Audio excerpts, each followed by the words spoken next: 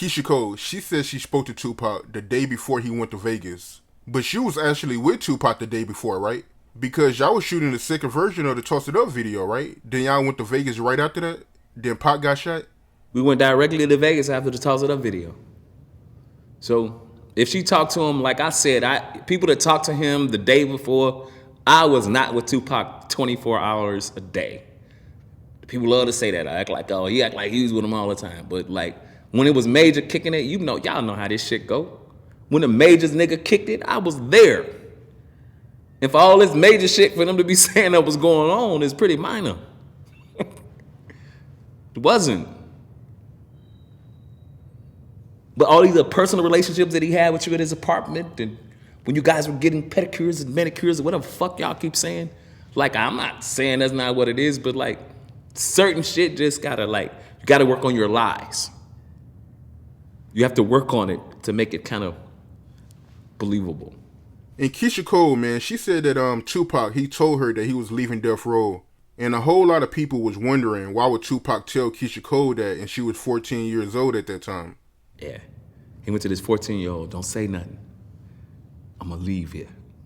I'm gonna leave Death Row. Don't tell Suge.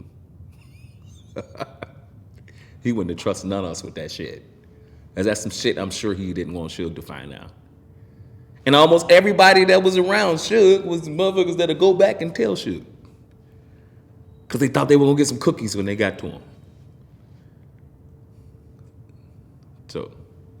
So let me get your honest opinion, man. What do you think Suge would have did if he would have found out that Tupac was plotting on leaving Death Row? I think Suge knew that he had Pac by the arms and the ankles. You know what I mean? From what he had did and what he spent, the way that this music business go. When they put out money, it's like a bank. You owe them money. You already owe them money for the percentage that you agree to. You know what I mean? Like, there was no way possible for Pac to leave Death Row Records before the time of him supposed to leave that deal.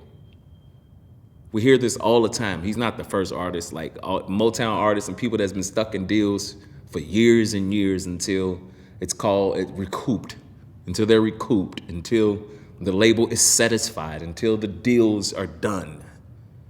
And I just don't think Pac had an opportunity to see so far in the future to say that he was getting off of Death Row, because that wasn't gonna be a quick thing. It's a lot of money that was spent. And it was Death Row and Interscope Records, and there was still business that needed to be done. And from the looks of it at that time, from Pac being at that time, the business looked like it was going great for Pac. He didn't get an opportunity to see the artists not get paid. So we don't really know how that story would have unfolded between him and Suge, because he didn't get an opportunity to see that. Speaking of Suge Knight and Tupac getting killed in Vegas, how do you feel about the people that try to blame the demise of Tupac on Suge Knight? I mean, especially our people, we so hard on each other. You know what I mean? We'll try to pick that, it's Suge fault and all of that. This is a fault of a bunch of adults, young adults. I think Suge can take blame in it, and I think some of this can be some of Pac blame. I think some of the guys that's from the hood, they could be the blame of it. And what I mean by that is that, where I come from, when it was gonna be a shootout or something like on the block, or something was finna go down real hot on the block, the OGs would tell the kids to kind of go in the crib. And they would tell them to, y'all get in the house, so y'all don't go this way. And then they would give us directions to keep us safe. And I just think that's what Pac should have had. Pac should have had like real homies that was like, man, no, you do that and I'm gonna do this for you. I don't blame Suge at all. I think Suge could have done a little better with it all, but I definitely don't blame him for his death. How do you feel about the people that say Suge Knight, he should have separated Tupac from all the gang stuff that was going on at Death Row? I mean, I guess he could have, but like all of us, like, you know what I mean? I was hanging with the Bloods, and that's who I was around. So like this happened all the time. Most people that You know, a lot of people that's in gangs, like, they ain't really in the gang. They grew up in that neighborhood.